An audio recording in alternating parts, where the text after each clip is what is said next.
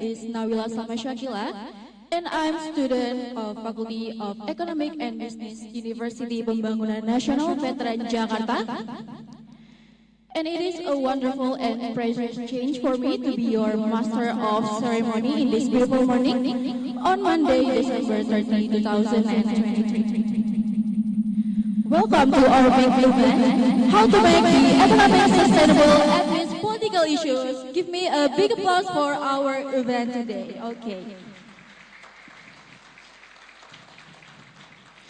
Okay, first of all, let's say thanks to Allah Subhanahu wa Ta'ala who has been giving us guidance, happiness, healthy, and mercy so we can attend and participate in this event without any obstacles.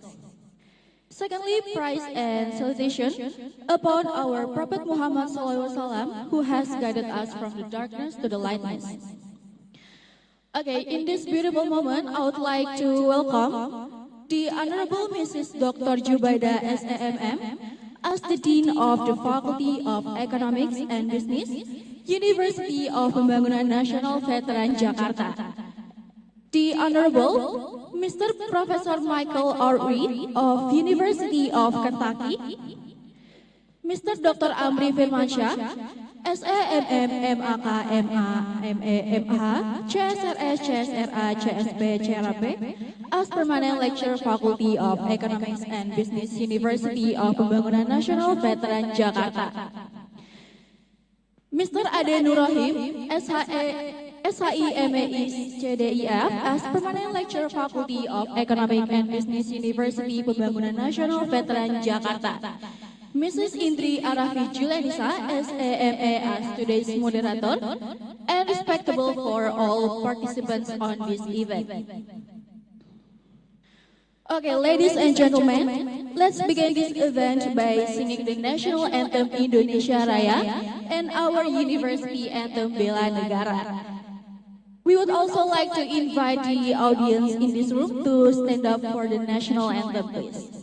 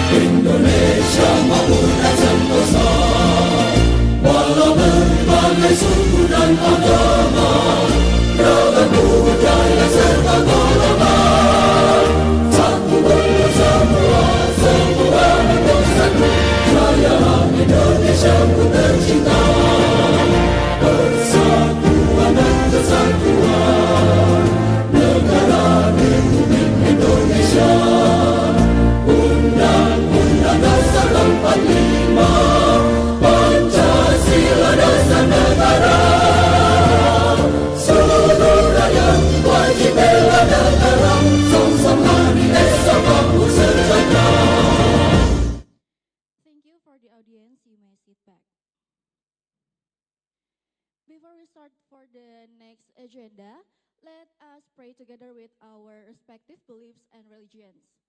Prayer begins.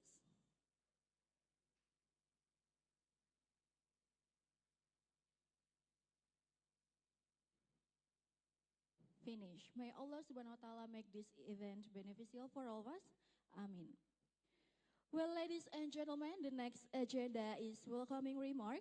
The speech will be delivered by Mrs. Dr. Jubaida SMM as the Dean of the Faculty of Economic and Business, University of Pembangunan Nasional Veteran Jakarta. For Mrs. Dr. Jubaida, time is yours.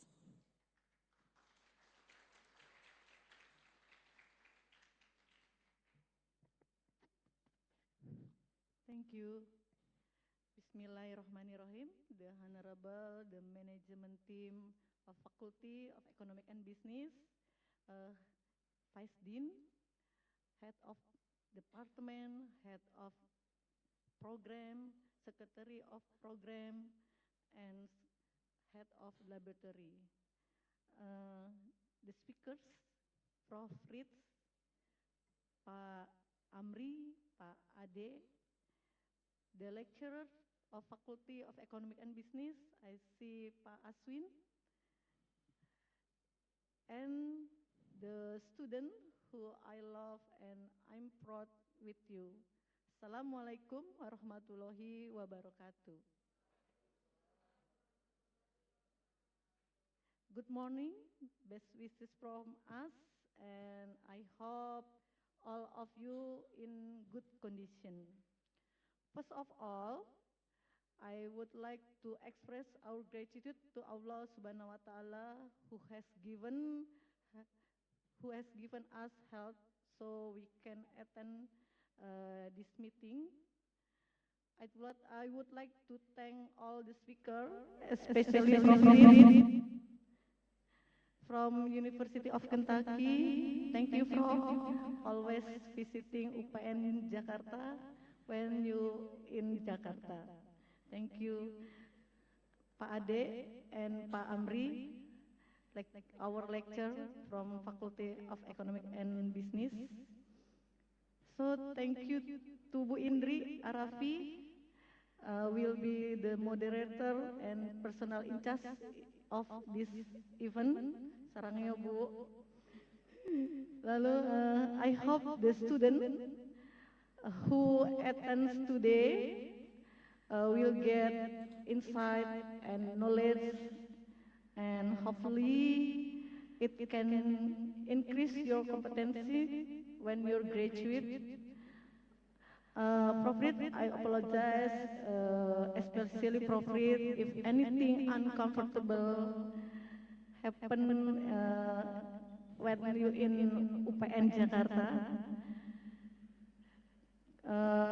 I think please enjoy the class, explore from the all speakers, and I wish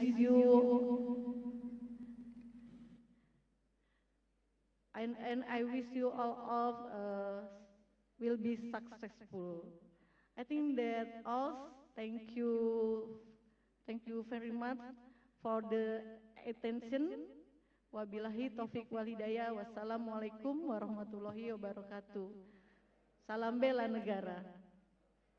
Thank you for Mrs. Dr. Jubaida for the speech. But before we start this discussion, let's have a photo first for documentation with our speakers, moderator, the dean, and also our participants today. We would also like to invite the audience in this room to stand up, please.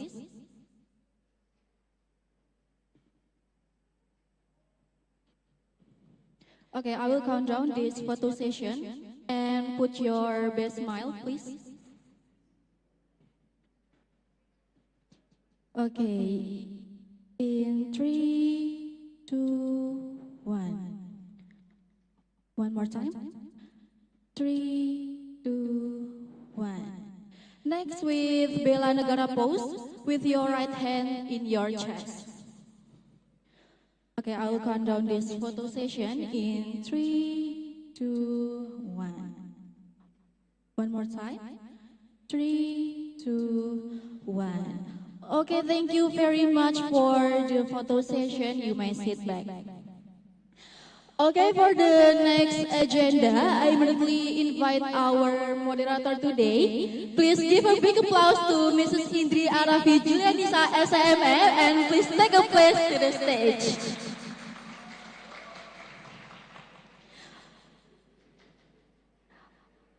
Okay, I want to say hi to our moderator today. Hello, Mrs. Indri, how are you? Good morning. Thank you. Alhamdulillah. Okay, first of all, let me introduce you a little bit. You as a moderator by reading your CV.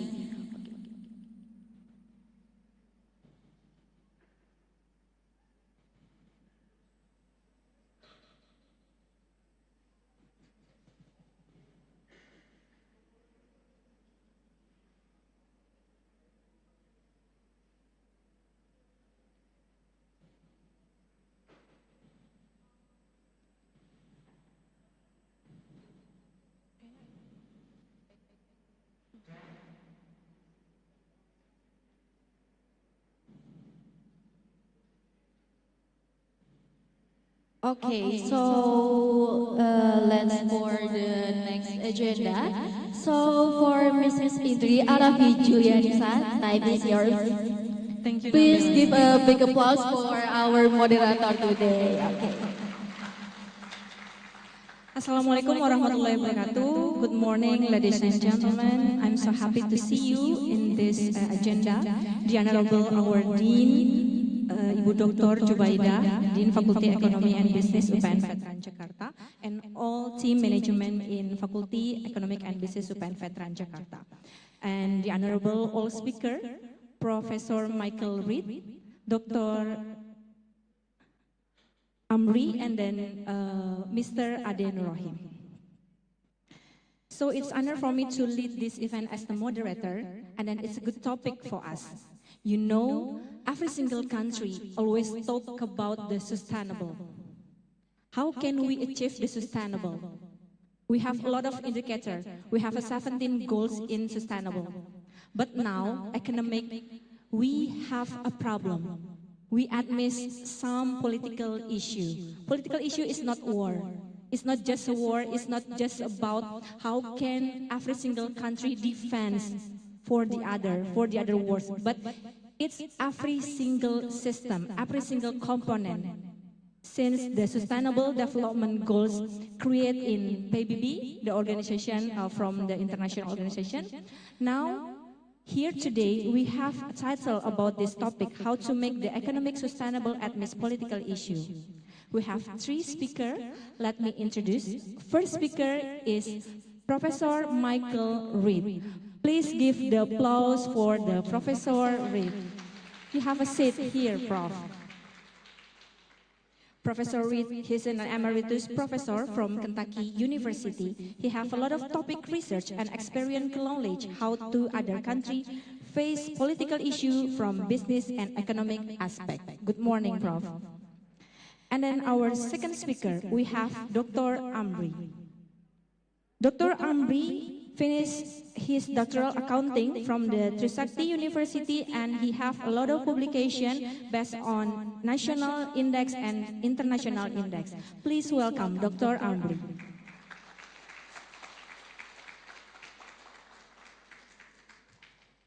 And then last not least, we have Mr. Ade Nurrohim. He is our lecturer from Fakulti Economic and Business UPN Veteran Jakarta from Economic Syariah Program Study. Please welcome please welcome Mr. Ade.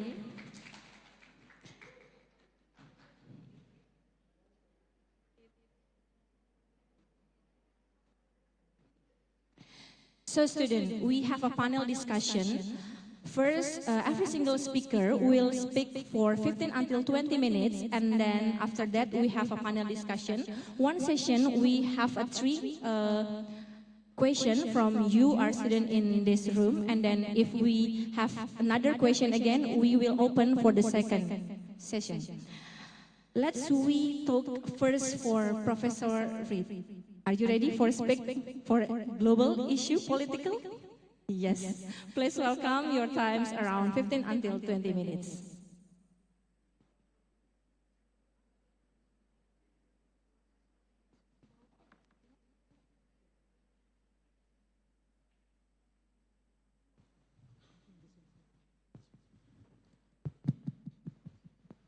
Okay, very good. Thank you. Good morning. It's very nice to be at your university again and see all the students that come and are so excited. Okay, very good. Thank you. Good morning. It's very nice to be at your university again and see all the students that come and are so excited. Okay, very good. Thank you. Good morning. It's very nice to be again and see all the students that come and are so excited. Okay, very good. Thank you. Good morning. It's very nice to be again and see all the students that come and are so excited. Okay, very good. Thank you. Good morning. It's very nice to be again. Well, my 15 minutes is over now. I'm so sorry. No, I'm just kidding. Just kidding. Well, thank you. It is very nice to be here. And I'm going to just throw out many ideas about sustainability. And when I talk about sustainability, it's mostly about climate change and greenhouse gas emissions. So could I get the next slide? And it's clear, it's taken some people, some countries, some leaders a long time to move from sustainable as just something new, maybe in the early 1980s, 1990s, to break into this idea that the planet's resources are limited. Well, we've come a long ways from that, and really the recognition, particularly in the last 10 years, have been such that even the most transigent people who were most entrenched against the whole idea of climate change and sustainability are now beginning to see that there really has to be things done. So it's just so clear that global greenhouse gas emissions must fall soon, but even that won't save the planet, because realize that the greenhouse gases in the atmosphere are a stock, and that's the stock of greenhouse gases cause the problem.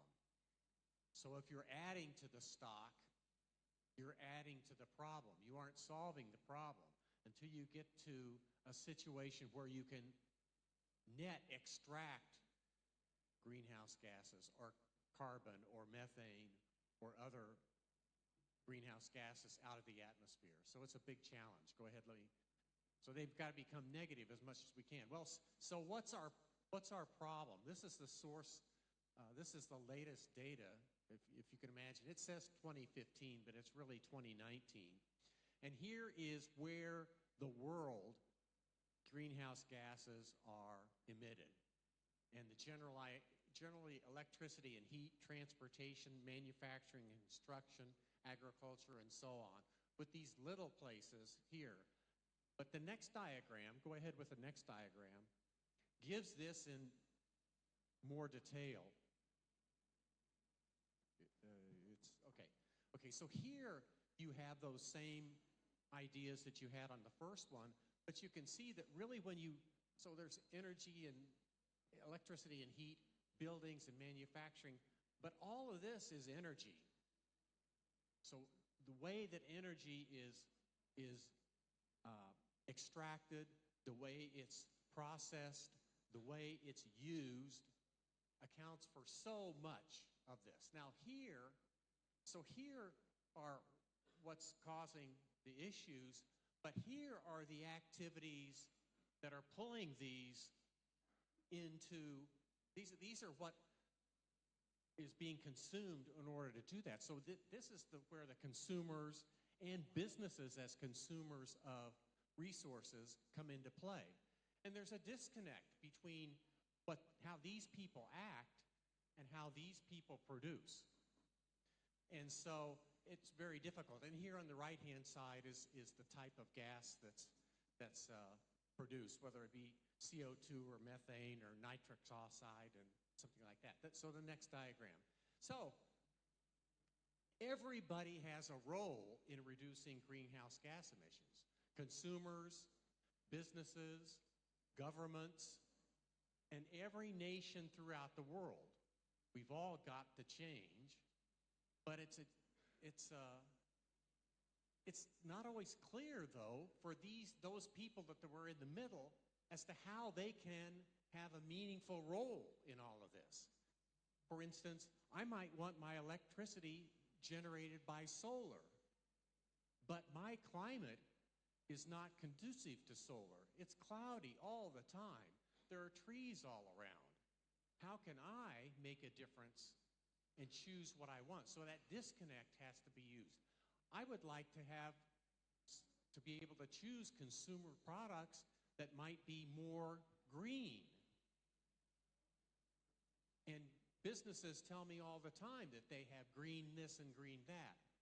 But I don't really know that that's true. And most people will say that I really don't know that that's true. So it's a disconnect between the information flows between the producers on the one side and the consumers on the other. So how can we help? How can I make sure that I'm doing something good? Okay, next slide. So economists, of course, and your business, well, I'm an economist, but business somewhat.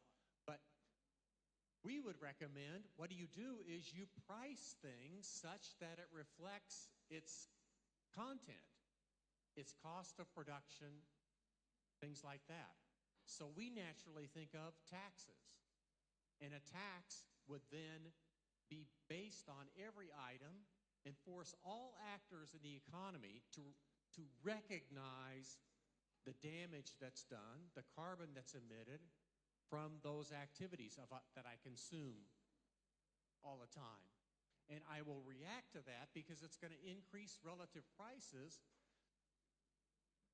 So that's going to be the reflection of what the emitting is from consuming that product, from using a car that uses gasoline rather than electric for operation and so on. And you know, it's funny, this could generate huge amounts of money for other things, for research, for new technology, for carbon capture. Carbon capture is a technology that takes carbon and extracts it from the atmosphere and makes it into products or puts it in the Earth's crust. So it gets it, and that's really the long-run solution to get us way out of this. But it's expensive. The technology has to be refined. So, but all these taxes could have a lot of money. But somebody's going to have to set the carbon tax, and it would be very controversial politically. My country, we debate this, and it never wins. But in my country, debates never end because there are about as many Republicans as Democrats. And Democrats want carbon taxes and these things. Say that climate change is real. Republicans, I don't know. And so never anything done. Never anything done. But you could compensate consumers or businesses with lump sum payments so that relative prices change and there's no income effect. Or you could have selected individual consumers, those that only have low incomes, and use the rest as revenue for the government, or as I say, is investment into projects. Go ahead, next slide. You know, at least in the United States, businesses really want to help. They want to get involved, but they are, no matter how they want to help, they want to basically maximize their profits. So, but they don't want to pay taxes, and they don't want to be less competitive with other businesses that they face in the United States or businesses outside the U.S., either because they export or they have import competition. So if everybody has the same system of taxation, and the Europeans are in fact talking about external duties that reflect taxes on carbon, then you get away with some of this. Businesses are more likely to allow that. And of course, in the politics of most countries, businesses are very, very important through campaign contributions and other lobbying of the houses, of the Congress for us. And you've got to have to trust the government with the calculations, and you could get the poor people to pay increased prices. But what do they do instead? Well, they subsidize. So the big bill that Biden got passed, only with Democratic votes, was a huge amount of money going in to subsidize things. But of course, then that harms the government budget. It probably crowds out investment from private sector and other things. But politically, that's the only thing to do. But don't subsidize bad behavior. Now, people will complain from the Biden bill that it subsidizes green energy sources, but it's not nearly as much as the subsidy on the non-green energy sources, oil and gas. So next. And nowadays, businesses have these corporate responsibilities that they advertise and say that we're doing this, we're doing that, and I think they want to be honest, but a lot of it consumers don't trust or don't recognize it. So there is that disconnect that they are interested in sustainable practices, but they don't really believe the business claims that are going on, or they think the claims are exaggerated. They aren't going to make a difference. But if you had an accounting system or a monitoring certification system, that would help. Next. I think I'm about finished. So more information is needed for everyone. More information is needed by the businesses as to what exactly is their carbon footprint. That's getting pretty well known. But consumers, or businesses and consumers, exactly what that footprint means to them. It needs to be more investment in new technologies, and businesses need to be held accountable for their claim. They just can't have a TV ad that says we're green and have these generic statements. That's not really going to persuade consumers. They need more of a certification or raw data in an ad campaign, much like now various campaigns for COVID shots by celebrities. Getting the COVID shot. Celebrities saying that do this in order to make your investment, make your decisions into this green economy that we need. All right. I think that's all. Yeah, so they're profit maximizers. The best way to get them to react is to change the relative prices that they face as businesses, and then they will. They might be kicking and screaming as they do it, but they will do it, especially if their competitors have to face the same taxes that they have, and those competitors are domestic and international. Okay? And just a little bit to let you know what emissions are doing. So here are global emissions. The Europeans have a much bigger political consensus on climate change, and so they've had more policies. But you can see that this black line is the European Union. It's changed somewhat. The United States has not had much at all, and nonetheless, it has, in the last 15 years, reduced its global emissions. And you can see the big ones are China, United States, EU, and India. Next. Yeah, and here's a bigger slide on that. Notice that this is per capita emissions. Okay, next one. And here's the U.S. situation where emissions per capita are going down, per dollar of GDP are going down, while population and GDP are still going up. Okay, next. Yeah.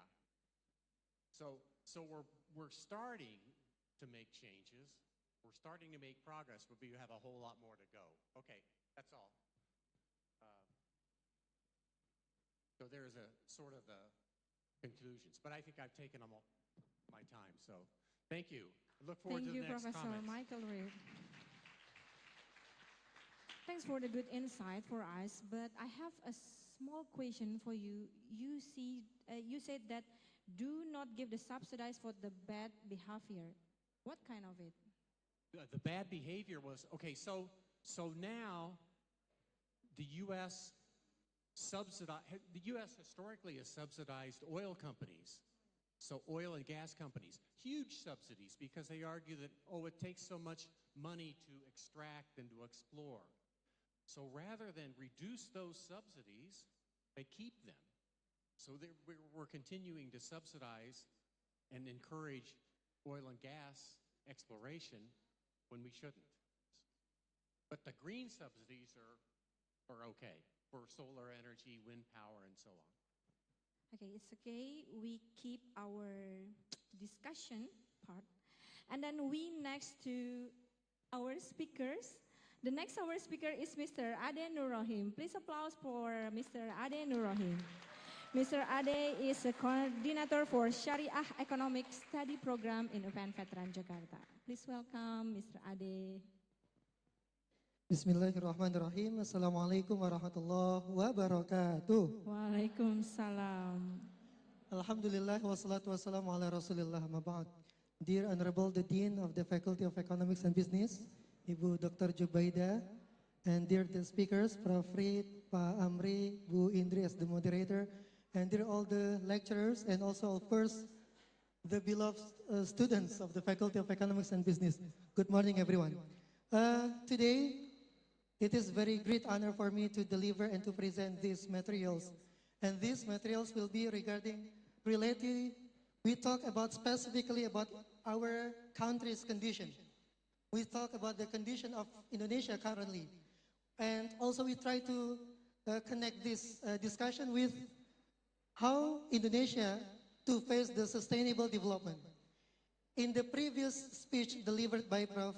Michael Reed just now, has delivered to us about what is the significance of sustainability.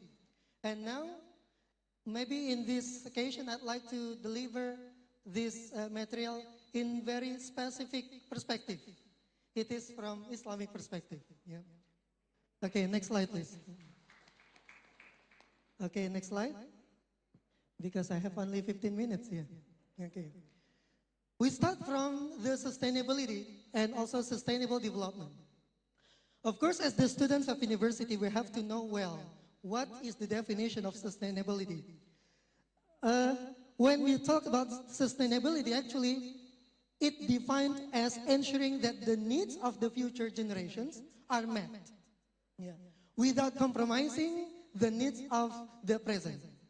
It means when we talk about sustainability, we do not talk about ourselves only. We do not talk about our generation right now. But also, we talk about the future generation. And that is the sustainability. So, what about sustainable development? We have studied about the development, even from Sharia economics or maybe from development economics. We have studied about what is development.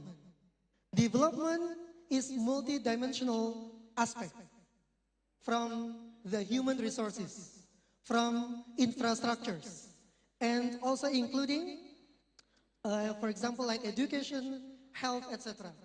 And all of these sectors must be covered with this sustainable development. My question will be, does sustainable development need more money, for example? This is the simple question. Does the development, especially sustainable development, needs more money? The answer will be, what do you think? Yes or maybe yes? Yes or maybe yes? Yeah. Yes. Sustainable development will need more money. It will cost very much. So how to face this? This is the challenge for us as the generation. And then when we need to keep our sustainability, so sometimes we will have other threats. For example, from the climate change, disaster, etc. The next slide, please. Now, all the countries in the world, they have great dream. They unite in one program, the global program that called by SDGs. Do you know what does SDGs stand for? SDGs, what does it stand for? S stands for? Sustainable, great. Oh, I don't prepare the prize yet, yeah? D, what does D stand for? Development, great. And G? Goals. And then the next question will be, how many goals are there in SDGs? 17, oh my, you're great. The students of faculty FAB, very great. Yeah? There are 17 goals in SDGs. Yeah. And these goals are the goals of the whole country in the world, including, of course, Indonesia.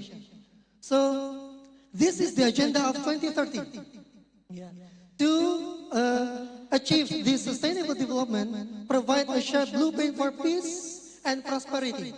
This is the main goal. To achieve the peace and also the prosperity for the people and also for the planet. Again, I want to say that sustainability, especially for SDGs, is not only we talk about ourselves. It's not only about the human being. It is not only about the people, but also it talks about the planet. How to keep and how to protect this planet. Okay, next slide, please. So, what about Indonesia? This is our beloved country, and we are as Indonesian country. We have to know where is the position of Indonesia in achieving SDGs. When we can see from this, there are several countries has achieved well in SDGs. So based on this data, we can see that the SDG index rank, Indonesia achieved or ranked in 75th among 166 countries all over the world. Give applause for Indonesia. Indonesia achieved in 75. And this, of course, to get this, to be in the 75th rank, of course, there will be the contribution from us as Indonesian citizens. So, if we compare to other countries, for example, Thailand, Vietnam, Bhutan, until Malaysia, all of these SDGs, all of this achievement, commonly the score, in average, maybe it is about 70. Yeah, it is about 70. This is in the region of Asia. Yeah, in the region of Asia. But Indonesia, in general, in global, it is in 75th rank. And of course, we can be proud of this. Yeah. We can be proud of this. But of course, we do not stop until this point. We still have many homeworks. We still have so many homeworks to continue this development. Okay, next slide, please. As you have already mentioned, there are 17 goals. Do you remember? Can you mention the 17 goals? What is goal number 1? No poverty. What is goal number 2? Zero hunger. What is goal number 3?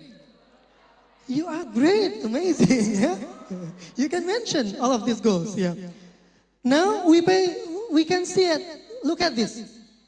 Among these 17 goals, there are 3 goals has been achieved by Indonesia with very good progress.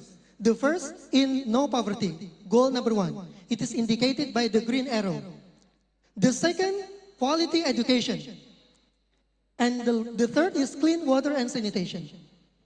But now, when we see from other goals, pay attention to in the blue lines. only 3 of the 17 goals are on track. Only 3. Remember, we are proud, yes, but don't forget to not stop until that point, that we have only 3 of the 17 goals are on track to achieve the target 2030. What is the problem? The majority of goals related to climate change, we highlight this, related to the climate change are still progressing stagnant. This is the problem for us. That the goals that related with the climate change, for example, number 7, affordable and clean energy, climate action, life below water, life on land. All of these goals are related to the climate change. Clean energy, affordable and clean energy. About the electric, we have to reduce our use of the electricity if we do not need to use that. Yeah. This is our effort. So again, I want to show to all of you that we still have so many homeworks to achieve these SDGs, because this is the indicator about the development of the country. This is one of indicator for the development of the country, to achieve these SDGs. Okay, next slide, please.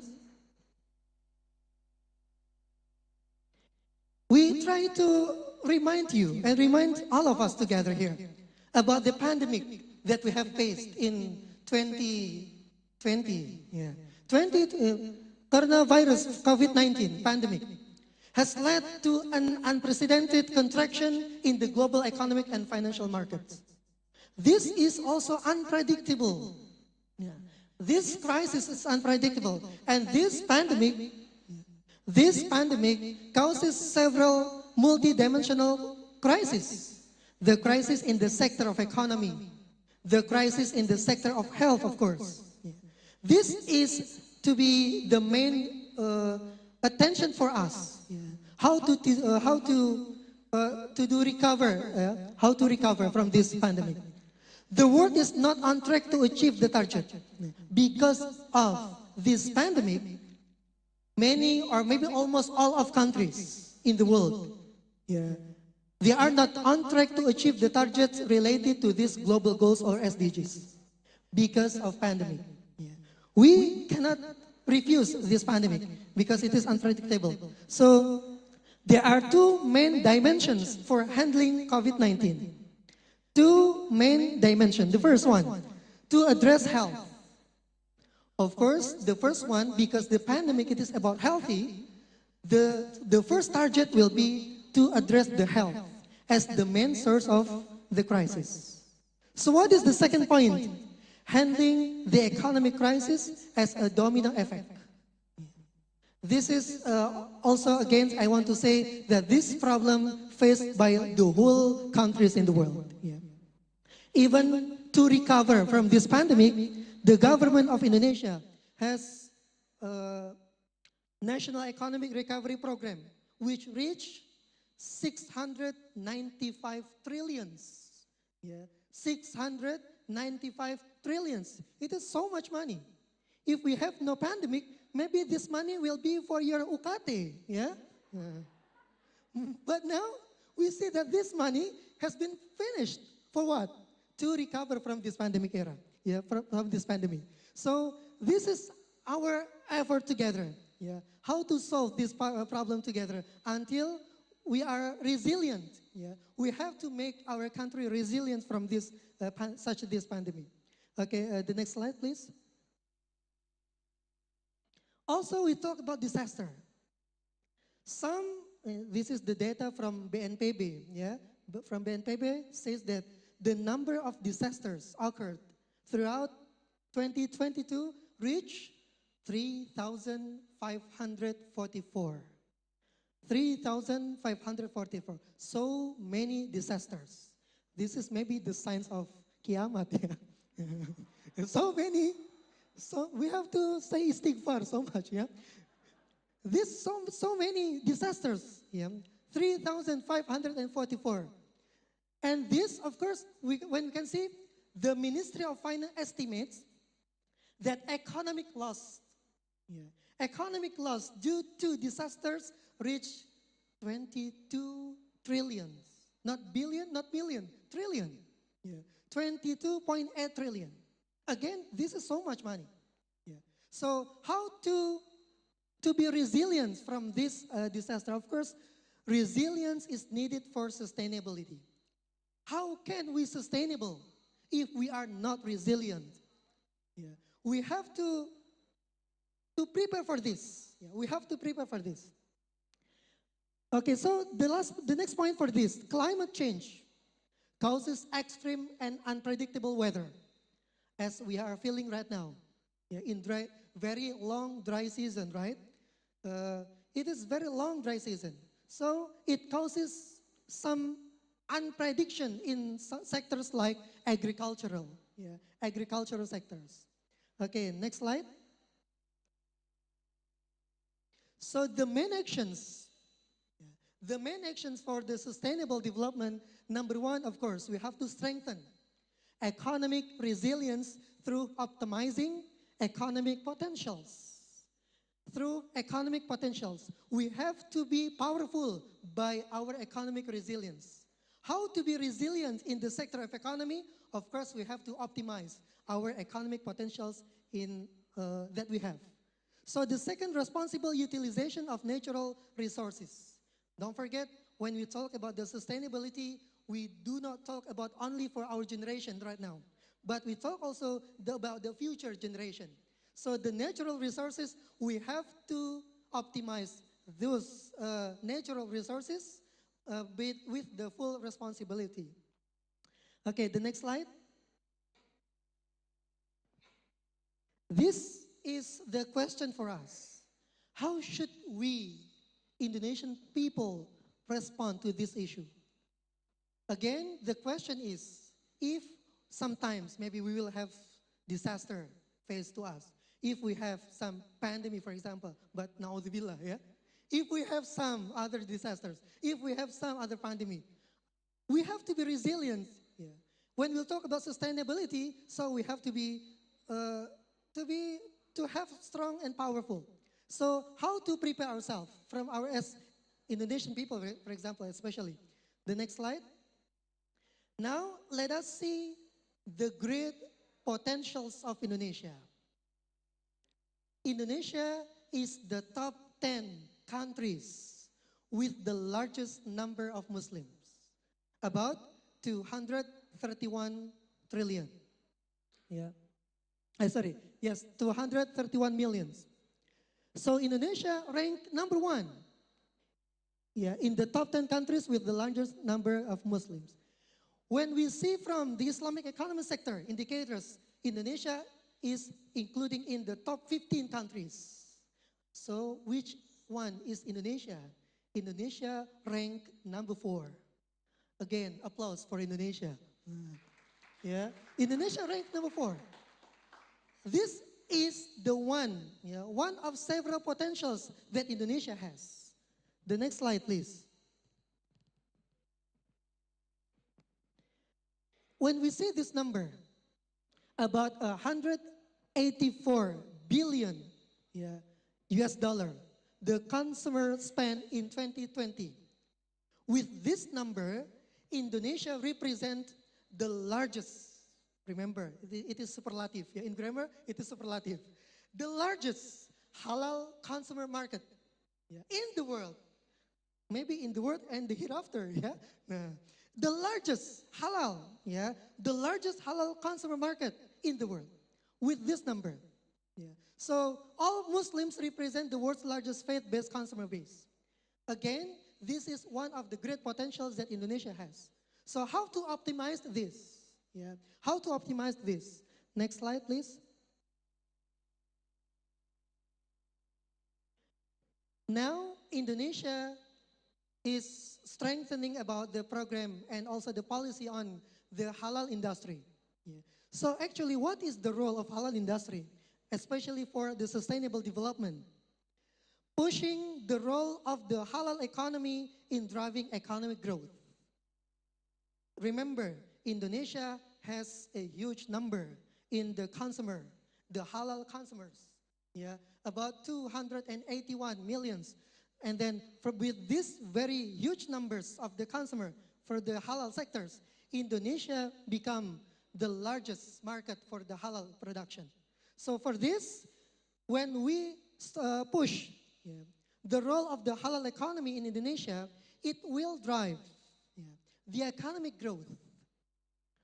If we push the halal sector in Indonesia, for example, starting from MSMEs, UMKM, the micro, small, and medium enterprises, we start from them about how to build the halal product from the simple ways. When the MSMEs, would they improve their products from the halal products, and then all of these products will take so many unemployment people for number one. So this also condition will increase the income from the people. This is the aspect, the first one. So the second, the halal market is not exclusive to Muslims. This also the one thing that we have to highlight. When we talk about halal, halal market is not exclusive to Muslims only and has get increasing acceptance among non-Muslim consumers. It is also gains acceptance among non-Muslim consumers. Even, do you know which country is the largest exporter for the halal meat? Number one is, anybody knows? I give the prize from the committee. Maybe committee have the prize, or maybe from the dean. What is the largest country the largest exporter for halal meat in the world? Number one is, excellent, Brazil. Give applause for Ilham. Brazil, the largest country, exporter country for the halal meat. The next afterward, it is Australia. The next afterward is New Zealand. We can see all of these countries are not non-Muslim country, but they can lead. Even Thailand, Thailand that Mr. Fadli has visited, Thailand country, they claim to be the largest halal kitchen in the world. The largest halal kitchen in the world. This is the claim for many countries. So what about Indonesia? Indonesia right now, it is only for the largest for consumer. But how about the producer? We have to improve this one. So the next one, enhancing halal-based economic growth while building the economic resilience. When we empower all of the people from the aspect of halal economy, this will be the best strategy for economic resilience, to build our economic resilience. Okay, do I have still time? I think just 2 minutes again. 2 minutes again, oh my God. Okay, next slide please. Okay, halal industry management and environment conservation. Okay, next slide. As we have known together that to protect environment, this is our responsibility.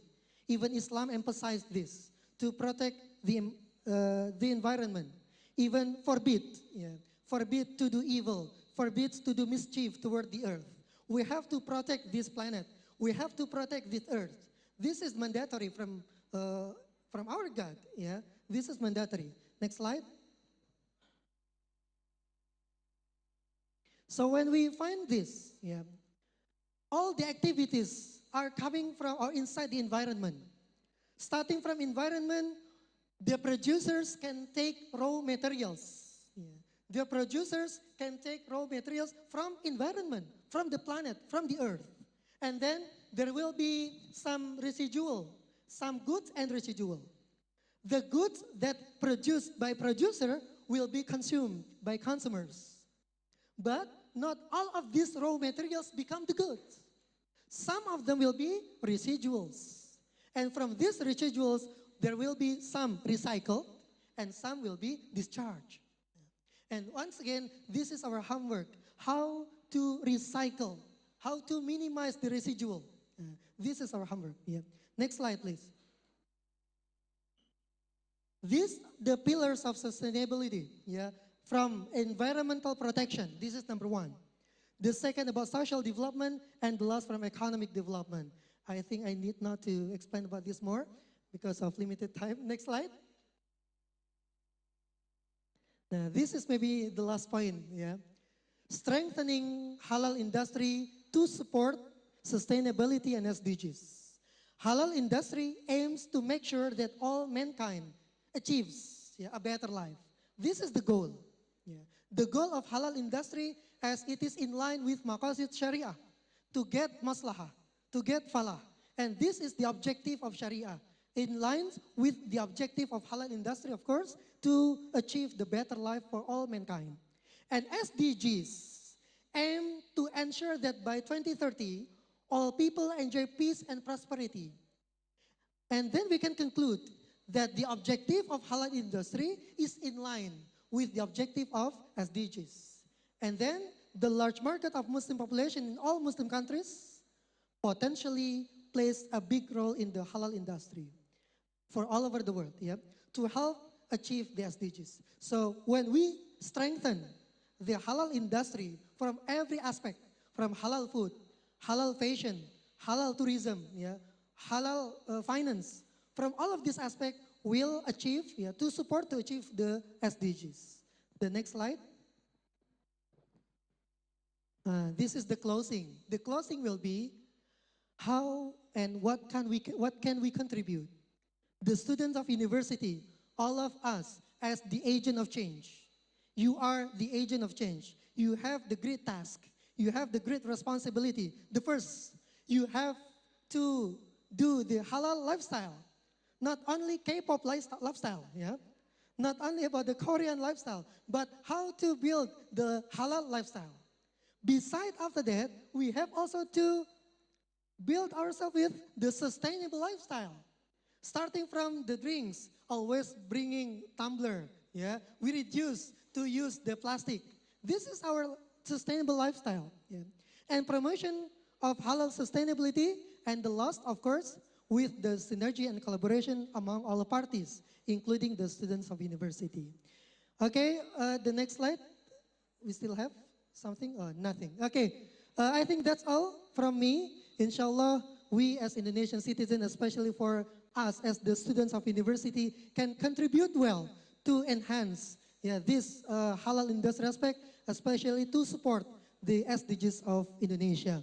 Thank you very much. Wassalamualaikum warahmatullahi wabarakatuh. Waalaikumsalam warahmatullahi wabarakatuh. Thank you, Mr. Ade Rohim. You know, student, I think Mr. Ade is not speak about the economic, but he is an yeah, halal influencer, because you have so many research about the halal, and then you are the comedian, right? Mr. Ade is famous, is a comedian in economic. Oh my God. And all of your partner, Mr. Anwar, and then once again, I hear, oh yeah, Mr. Fadli Suko, yeah. Yeah, it's okay. Based on I say before, the first, war is not a war, how can the country defend our country from the other? It's about the like world.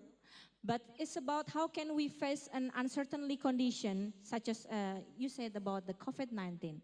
And then it's interesting for me, I hear that you say, is it a sign about the Qiyamah? Are you serious of it? Wallahu a'lam bisawab. Yeah, but I know, we can feel like nature is angry with us. But, and then it is some perspective, Mr. Ade, you can say that, how can we protect our nature? Because it's sign of our God maybe, and then you can speak about, please be, just not be a consumer of halal, because another country have a claim of their halal, halal role model of everything. Yeah. Yes, maybe I want to borrow the term from Prof. Reed, yeah, the bad behavior. Actually, this is the problem about the mankind and maybe from the all people. Yeah. When the God, also from the religious, from our religion, from our country, also emphasize about the prohibition about do not do evil, do not do the mischief toward the environment. This is our responsibility. So when the people, when the people do some activities that break and also mischief the environment, of course, that will be causes some disasters. That will cause some other natural problem, natural disaster, and this all will also to be played back to ourselves as the people. And of course, hopefully that we start from ourselves to protect our planet, to protect our earth as also the responsibility every one of us. Okay, thank you. Thank you, Mr. Ade. Please once again give applause for Mr. Ade. Okay, we have a last speaker. When at first we talk about a business, about how can the world economic face about the sustainability. And then from Mr. Ade, we have a Sharia perspective. Now we have Mr. Amri. Please welcome Mr. Amri.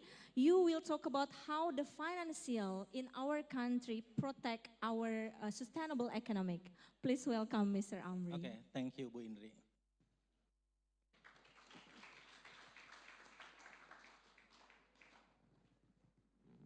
Yeah. The Honorable the Dean and the speakers, the faculty members, the lecturers, and all students, Assalamualaikum warahmatullahi wabarakatuh.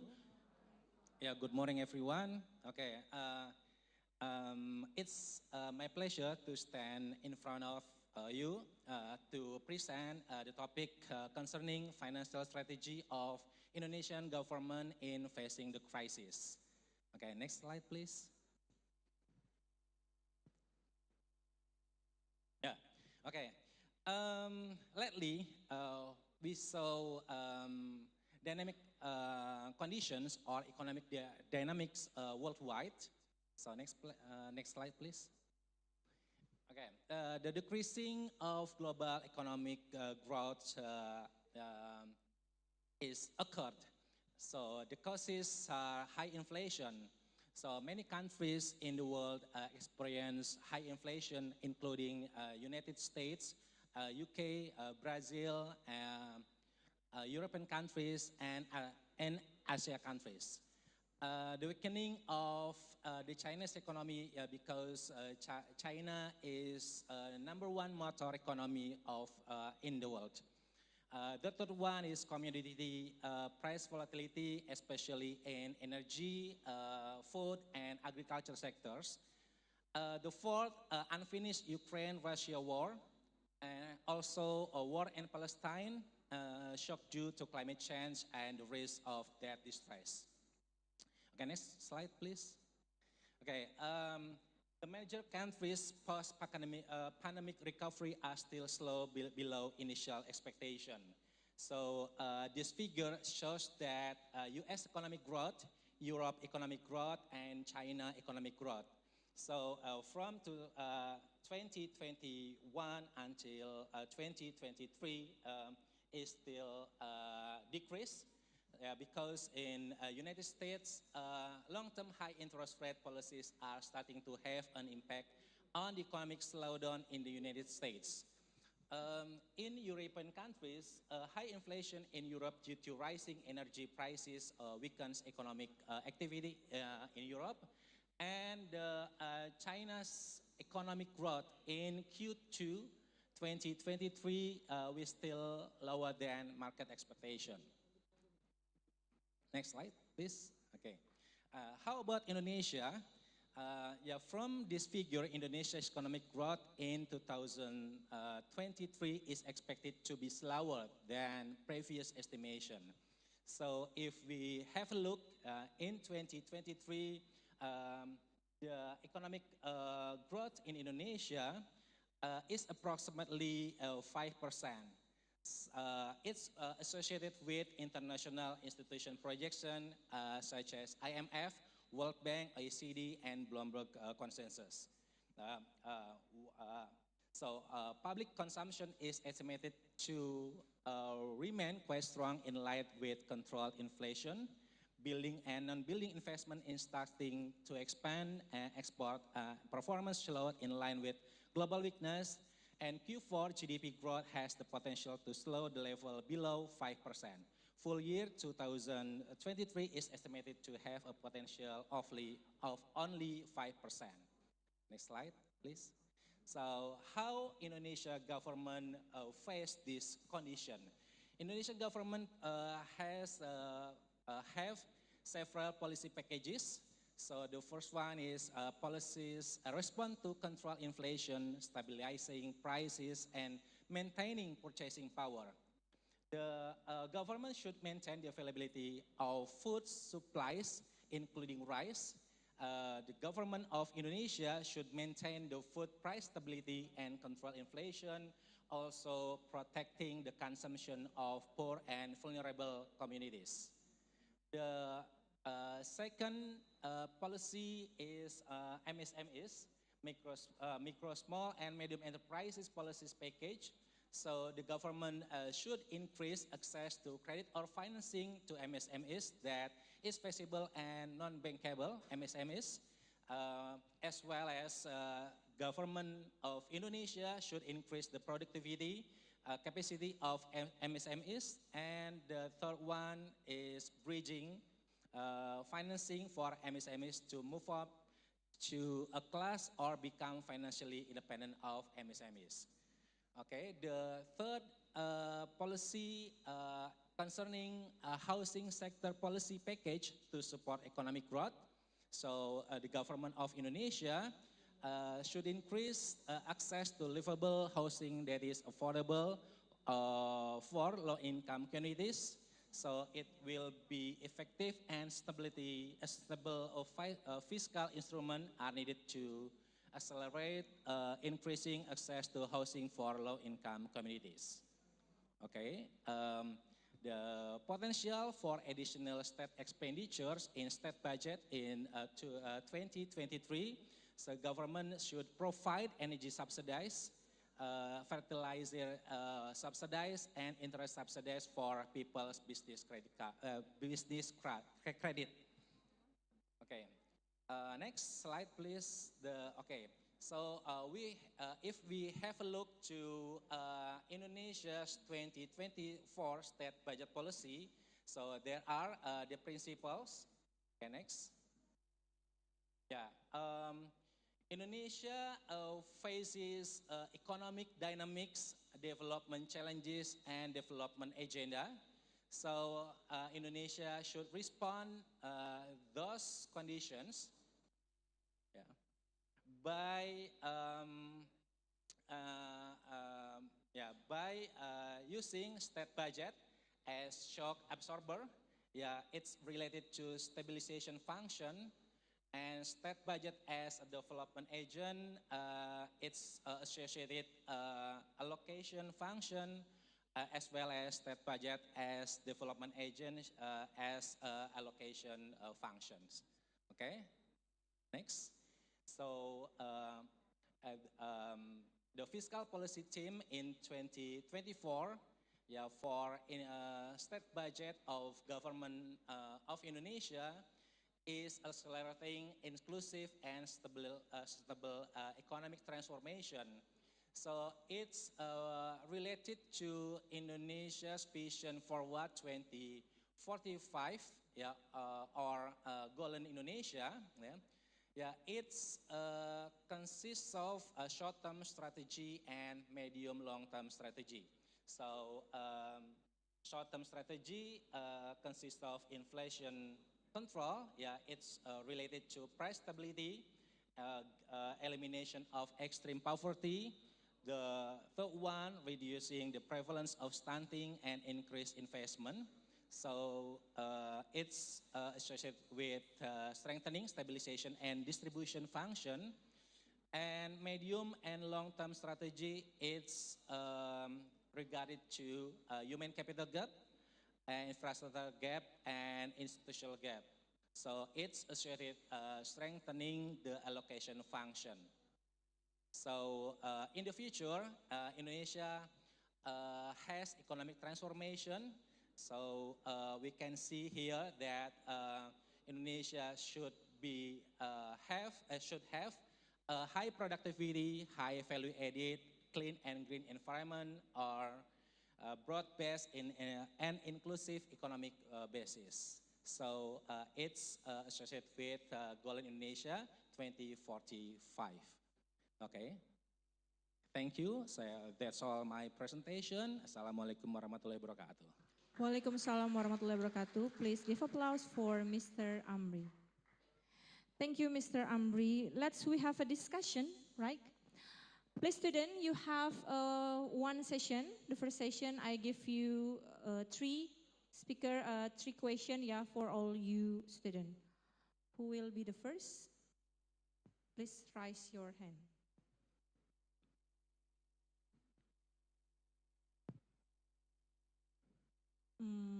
Not yet. Okay, maybe. Yeah, they're still shy, yeah. Student, if you cannot speak in English, you can say in Bahasa. We have a good translator here, Mr. Ade, yeah. He can help me. Okay, Mr. Amri, I see that your presentation statement, they have same highlight with Mr. Ade. It's about the MSMA. But we know MSMA in Indonesia, there's a problem about the technology. What the government role give some perspective, how can we rise up again the income? Based on the digital platform, I think it's not will be suitable, right? So what what your opinion about it? Okay, first of all, yeah, for government of Indonesia, include the MSMS program in a state budget because as we know that MSMS in Indonesia provides approximately 97% of employment, and Indonesia's GDP is contributed by MSM is approximately above 60%, if I'm not mistaken.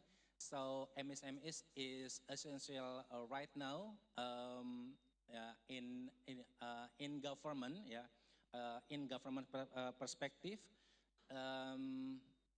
If we know that, yeah, if we have, if we okay, if we have a look about MSM is right now, yeah, there are some institutions in Indonesia give financial iteration, yeah, for MSMEs and yeah, such as OJK give financial iteration, yes, for MSMEs to increase the class. Yeah, thank you. Yeah, but we like in this condition, we never feel like it's very helpful because our skill, yeah, don't great Yes. about it. Yeah, yeah. Okay, student, do you have still any question? Yeah, the first, please, the beautiful one. Okay, two handsome boy. Who will be the first? Give the applause.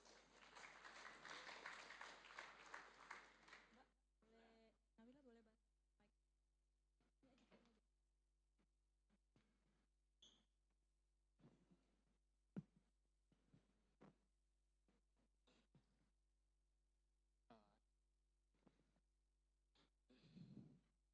Okay. okay. Okay. First of all, my name is Raga. I have a question for Michael Reed, and it involves about your presentation about holding corporations accountable for the sustainability goals and climate change impact.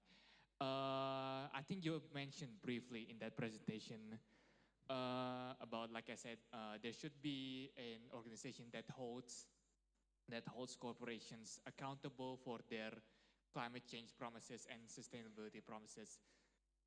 I'm asking in the US, is there currently an organization currently in place to do that, whether it's governmental or non-governmental, that whose sole purpose is to monitor corporations and basically hold them accountable for their, again, sustainability promises and climate change promises, that if these corporations don't meet these goals, they will get some sort of sanctions or something like that.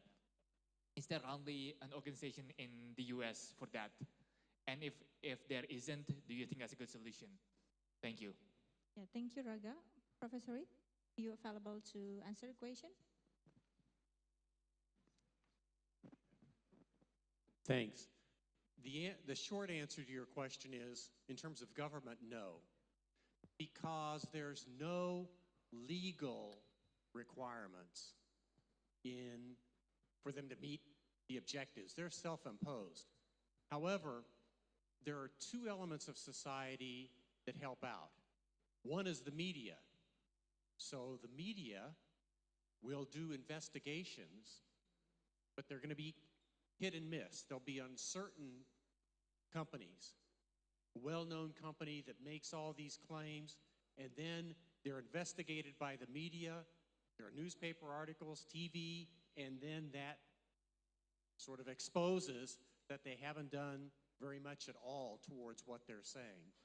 There are NGOs, non-government organizations in the United States and in Europe that will do assessments of how things are going in general, and maybe some measures of what's going on in corporations, some of the biggest ones. But that's expensive and very difficult because you don't have the company data. So it's very hard until you have some mandated accounting system that's going to monitor and, well, categorize and calculate what those emissions are. But that is a very political argument that would, at least I can't see that happening in the United States very soon. But at least over the last 10 years, it's become popular for them to try it, and I'm sure and to advertise, and I'm sure some of them are really doing a reasonable job, but others are just not looking at their entire operations and saying that, well, we're doing this in this little place. But the government doesn't hold them accountable because there's no legislation for them well, there's no requirement for them to make those changes. And so they just claim and they can do that because nobody's going to come in, particularly from the government, and say that you aren't doing this and that. Is it enough, Raga? Yeah, thank you, Prof. Reed. The second question come from, yeah.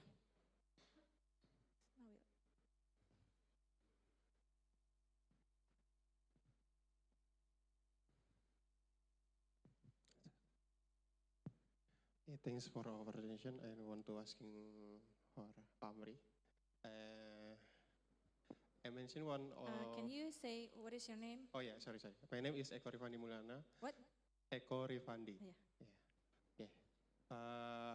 I mentioned one of short-term strategy is increasing investment, and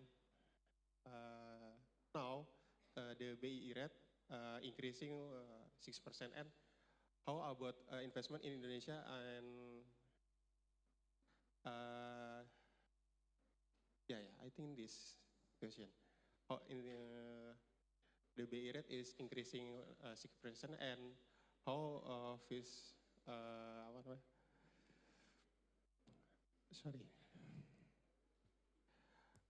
what are the views regarding increasing the BI rate to 6%, and what impact will have on investment in Indonesia? Thank you.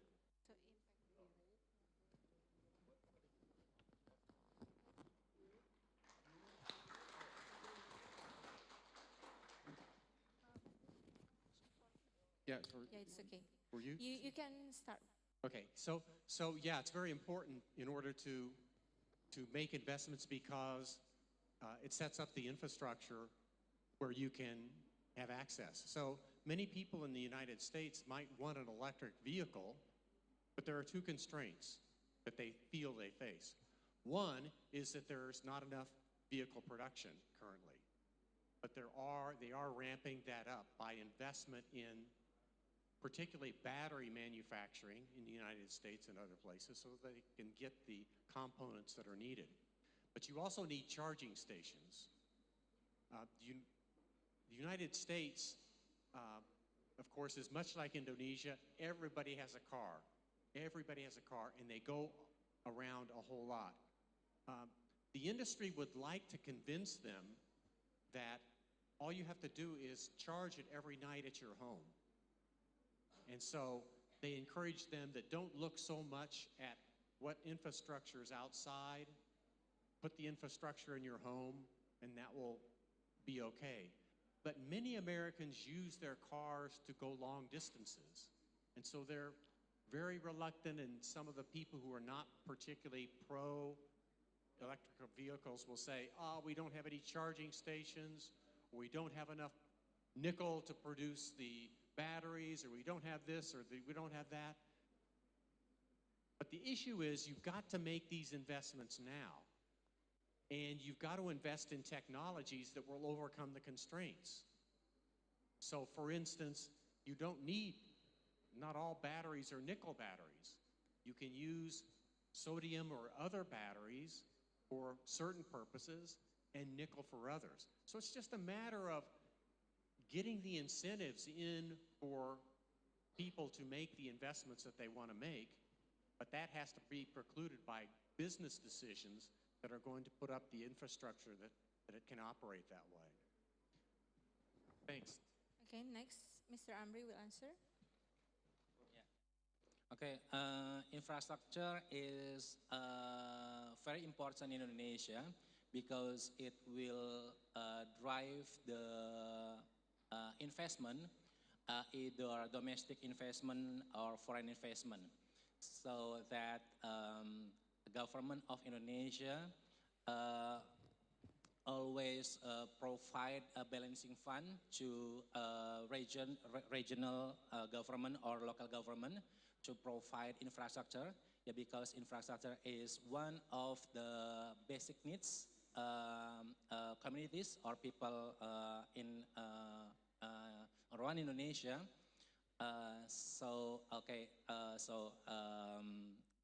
Infrastructure is essential, in Indonesia.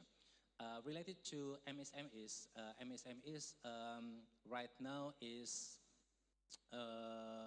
very important as well, because it's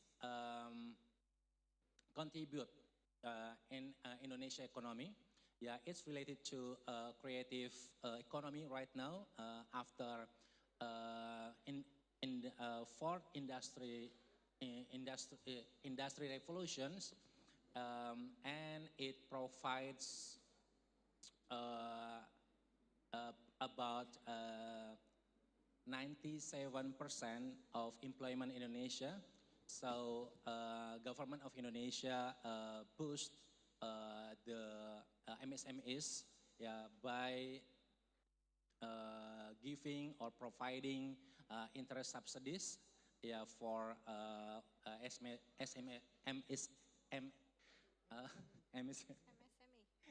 MSMEs. Okay. Okay, thank you, Prophet and Dr. Amri. Is it enough, Akori, for the answer? Yeah. As somebody's going to ask another question. So getting back to Indonesia, you have a natural resource-based economy, service economy. There's a pickup in oil and gas consumption now. That's a short-term phenomena. Hopefully Indonesia will have some of the future metals. I know they're important in nickel, but in terms of the future natural resources that are needed, because oil and gas will be having a much less prominent role all the time. And I know I'm not sure where your net position in terms of export of energy is, or import, but it'll have a big impact on Indonesia, I think.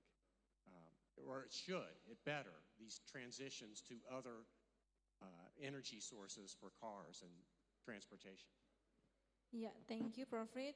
I think we have once again question. Who's the girl? Yeah? No, it's okay. Okay, so I'm gray hair, a little bit old, and so I have one concern for the environment. It's not a concern for me. It's a concern for my son and daughter, maybe, but my grandchildren, your age. How do you feel about this? Do you feel that my generation is deserting you, being stubborn to make changes in the last few years of my life that will have fundamental impacts on you? Is that what you feel?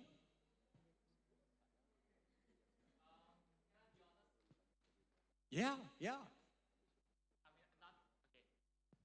This is my answer. I don't think it's you. It's not you particularly, but I think in your general generation, yes. I think that the previous generation have gotten complacent, and the problem is that those generations are currently still in powers in the government. So it's really difficult to enact changes for the next generation when these older generations are still in power. And I think we desperately need to get into that phase where younger people are getting into office, getting into these government positions. I think once that happens, I think there's going to be some major changes. Thank you. Yeah, thank you, Raga, for the answer, Mr. Yeah, is it okay? Yep, because I have some question when we talk about the nature, we talk about the climate change, and we have so much resources. Based on all of the speakers, where's the limit? What the limit? When we still give the change, give the ways for the investor, give the investment to our country, but we still have a limit for the nature, right? Who will answer it for the first? Maybe Mr. Ade? From the perspective of Islamic, yeah, may I mention the dalil? Inna kulla shay'in khalaqnahu biqadar. This is the perspective of Islam, that all of the natural resources are actually, if in the conventional aspect, the natural resources are claimed as it is so limited. But actually in some of Islamic scholars says that the natural resources is not limited, but it is also created by the God with the specific measurement that will be enough for all the people and also for the mankind. But the problem will be how to distribute these natural resources equitably and how to utilize these natural resources with full responsibility. And of course, this will be the main focus in the utilization of the natural resources, including when we invite also the investors, for example, to utilize some natural resources. This will be also our focus, how to follow the guidelines, the rules, especially from the perspective of Sharia, especially from the perspective of Islamic norms, and how to build this business, for example, to be sustainable business based on the utilization of the natural resources. Thank you, Windri.